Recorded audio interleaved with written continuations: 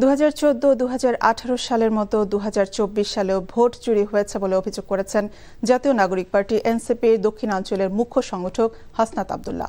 বিকেলে নোয়াখালীর মাইজদীতে এনসিপির জুলাই পদযাত্রা কর্মসূচিতে অংশ নিয়ে এসব কথা বলেন তিনি। বলেন, দেশের 70% মানুষ গণভোটে হ্যাঁর পক্ষে ছিল, কিন্তু সেই ভোট চুরি করে ফেলেছে।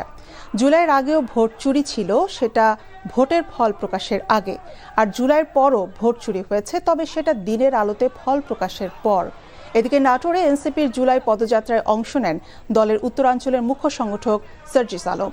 জুলাই অভ্যুত্থানের আকাঙ্ক্ষা বাস্তবায়ন হয়নি, আবার দাদাগিরি সহ একটার পর একটা পুরনো কালচার আবার ফিরিয়ে আনা হচ্ছে বলে অভিযোগ করেন সার্জিস আলম।